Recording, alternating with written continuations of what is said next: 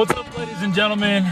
My name is Clark Hazlitt, and welcome to Car Rides with Clark Country. I'm here with my good buddy Jabe. What's up? Today, we're gonna be driving through Nashville, and I'm gonna get Jabe to share a little bit about what his experience has been like living here in Nashville, as well as kind of his story on how he got into country music. You kind of want to just start off with how you first got into country music. Yeah, man, my dad is really the guy that kind of got me started in country music. He had a guitar laying around and I picked it up, and I remember my cousin taught me how to play Smoke on the Water. Smoke on the Bam, Water. bam, bam, bam. When I got a little bit older, I started learning songs that I wanted to play, and Yeah. I was like too shy to sing them, but I learned the songs. And one day my dad was like, "Hey dude, no one's gonna listen to you play this guitar if you don't sing with it." Everybody in the crowd knows we're going on fourth down in a football town. I started doing that a little bit, and then that took me into college, and that's when I started writing songs, and then that got me out to Nashville. So what's super cool is when I first heard about Jabe, it goes back to when I was a senior in college, and I started writing some songs, and I looked up a song called Football just because I thought it was a really good title, and it just so happened that Jay put out a song in 2019 called Football Town, and that's kind of how we ended up connecting. Plus we both played quarterback in college.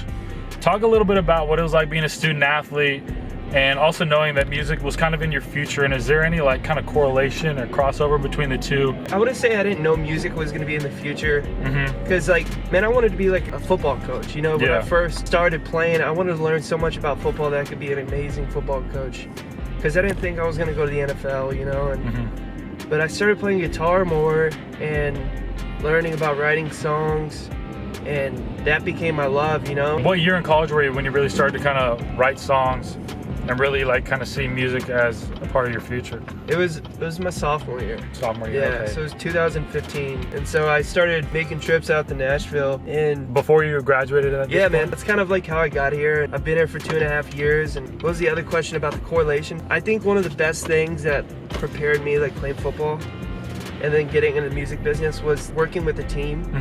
And we talk about like, come up with the guys that are doing the same thing that you're doing at the same level. Me, you, and some of our friends, our guys that we work with, we're all kind of like on the same level, and we're hungry for it, you know? Yeah. And so it's like, we're kind of a team in an aspect of we write songs together and help each other out, but also we're making each other better. We'll give each other advice. And that's one thing that you mentioned early on when we first met, was you've kind of surrounded yourself with people who've been in the sports industry that are now in the music industry. Yeah. And it's cool to have that kind of commonality. What is one piece of advice that you have for people that are trying to get into the music industry, whether it's through writing or through actually becoming a musician? I think just like getting out there and doing it. When I was back home, I would play every week at a restaurant, and some nights like the only guy that would show up was my dad.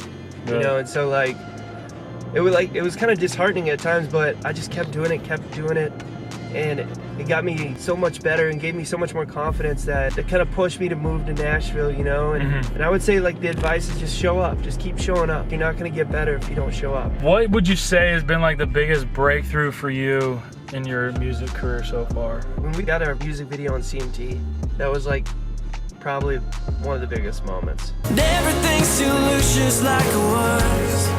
Everything but us. I remember just calling my dad and like freaking out, and we were all excited. I called my mom, and she was like tearing up, just hearing how excited I was about it.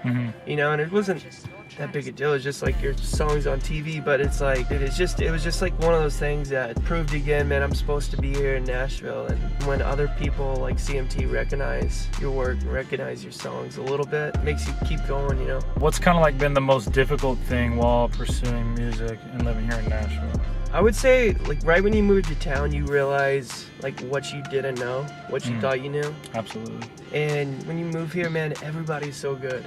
Yeah. It's the best guitar players, the best songwriters, best singers, and that can be like overwhelming, because it's like I moved from Arkansas, man, and I thought I was pretty good, and then I come out here and I'm like, man, everybody is like better than me, I thought. You know, like everybody's writing better songs, and some days you wake up and still, like, even today, you'll just be like, maybe I'm not good enough, you know? But I guess that's probably one of the hardest things is, for me personally, is just that negative attitude that you can have because this town is so special. You know, it's like, it's so competitive. It's so competitive. There's a song that say one day you're the king and the next you're not. And I feel like Nashville, that's like that. One day you could feel like you're the king of Nashville, and then the next day you feel like maybe you should move back to Arkansas.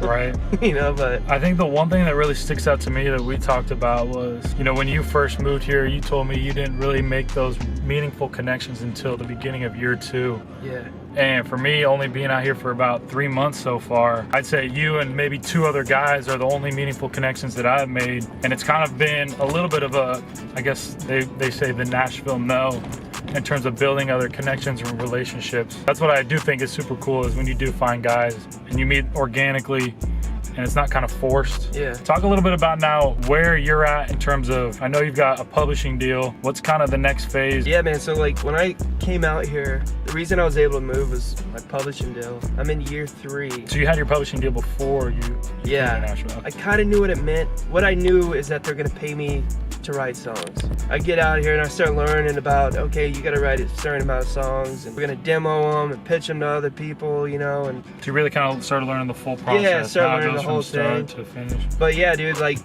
that was kind of like a huge deal, like for me, and I guess like in town is like moving here with a publishing deal. I've got some songs that are gonna be cut by other artists that I'm really looking forward to, and it's kind of what I got going for the rest of the year and then coming up here, you know. All right, everybody, the sun has now officially gone down here in Nashville. Big shout out to my buddy Jay for coming on the vlog.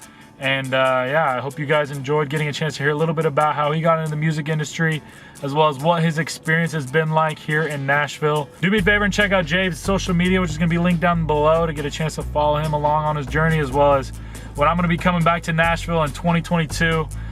You guys are definitely gonna be seeing a lot more of him in some future vlogs. So with that said, thank you guys for showing love and support, and I'll see you guys in the next video.